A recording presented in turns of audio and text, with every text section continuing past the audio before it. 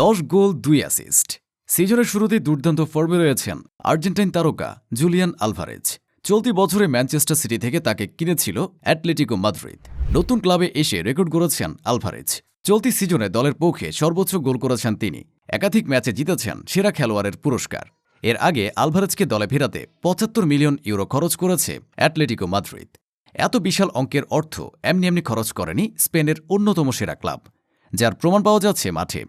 Atletico মাদ্রিদে আগে থেকে রয়েছেন বেশ কয়েকজন তারকা ফরোয়ার্ড, তবে নতুন এসে গোল সংখ্যায় সবাইকে ছাড়িয়ে গেছেন আলভারেজ। চলতি সিজনে এ পর্যন্ত সব প্রতিযোগিতা মিলিয়ে 21টি গোল করেছেন এই আর্জেন্টাইন। তাতেই গোল করেছেন 10টি, অ্যাসিস্ট আছে আরও 2টি। যদিও প্রথম দিকের কয়েকটা ম্যাচে আলভারেজ শুরুর একাদশে ছিলেন না, অভ্যস্ত হওয়ার জন্য তাকে কয়েক ম্যাচ অপেক্ষা করতে হয়েছে। এত কিছুর পরেও আলভারেজ হয়েছেন দলের সেরা গোল স্কোরার।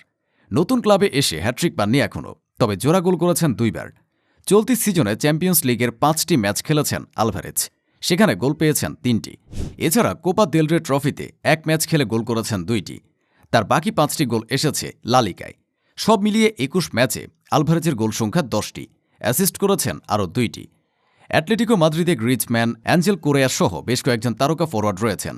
সবার থেকে গোল সংখ্যায় এগিয়ে আছেন আলভারেজ।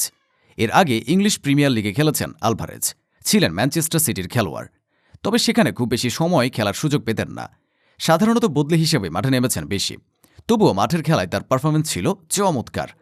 গত সিজনে চ্যাম্পিয়ন্স লিগের মতো বড় টুর্নামেন্টে 7টি ম্যাচ খেলে 5টি গোল করেছিলেন, সাথে অ্যাসিস্ট করেছিলেন আরও 2টি।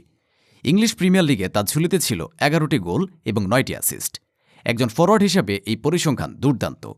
অথচ বেশিরভাগ ম্যাচে তিনি শুরুর একাদশে জায়গা পাননি। বদলি খেলোয়াড় হিসেবেই এমন দুর্দান্ত পারফরমেন্স দেখিয়েছেন। পেপ গার্দিওলার অন্যতম প্রিয় শিষ্য ছিলেন জুলিয়ান আলভারেজ, কিন্তু ম্যানচেস্টার সিটিতে কম সময় খেলতে পারার কারণে কিছুটা আক্ষেপ ছিল।